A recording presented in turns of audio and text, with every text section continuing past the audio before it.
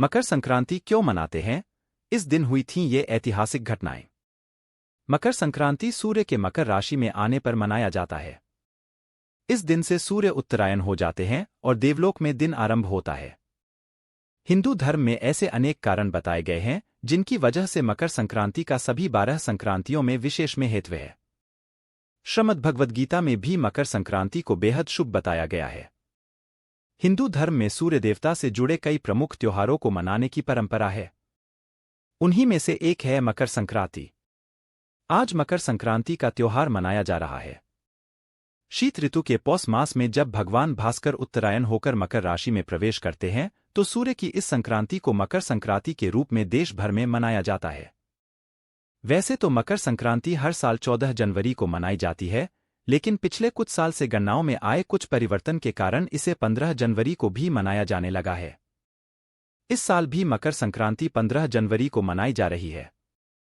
शास्त्रों में मकर संक्रांति के दिन स्नान, ध्यान और दान का विशेष महत्व बताया गया है। पुराणों में मकर संक्रांति को देवताओं का दिन बताया गया है। मान्यता है कि इस दिन किया गया दान 100 गुना होकर वापस लौटता है। भीष्म पितामह ने चुना था देह त्याग के लिए मकर संक्रांति का दिन। मान्यता है कि इस अवसर पर दिया गया दान 100 गुना बढ़कर पुण्य प्राप्त होता है। इस दिन शुद्ध घी एवं कंबल का दान मोक्ष की प्राप्ति करवाता है।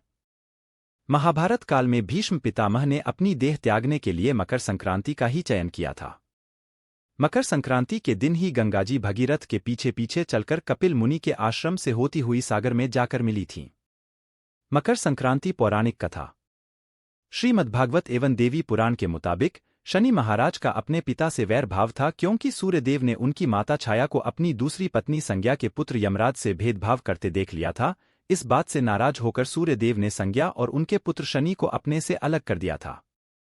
इससे शनि और छाया ने सूर्यदेव को कुष्ठ रोग का शाप दे दिया था।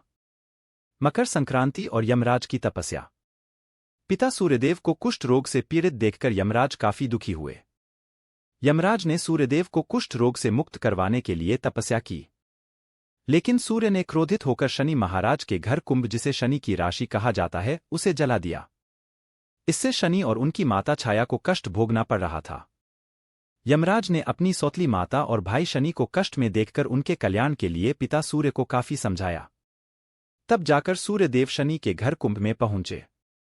मकर राशि में हुआ सूर्य का प्रवेश। कुंभ राशि में सब कुछ चला हुआ था। उस समय शनि देव के पास तिल के अलावा कुछ नहीं था, इसलिए उन्होंने काले तिल से सूर्यदेव की पूजा की। शनि की पूजा से प्रसन्न होकर सूर्यदेव ने शनि को आशीर्वाद दिया कि शनि का दूसरा घर मकर राशि मेरे आने पर धन धान्य से भर जाएगा। तिल के कारण ही शनि को उनका वैभव फिर से प्राप्त हुआ था, इसलिए शनि देव को तिल प्रिय है। इसी समय से मकर संक्रांति पर तिल से सूर्य एवं शनि की पूजा का नियम शुरू हुआ।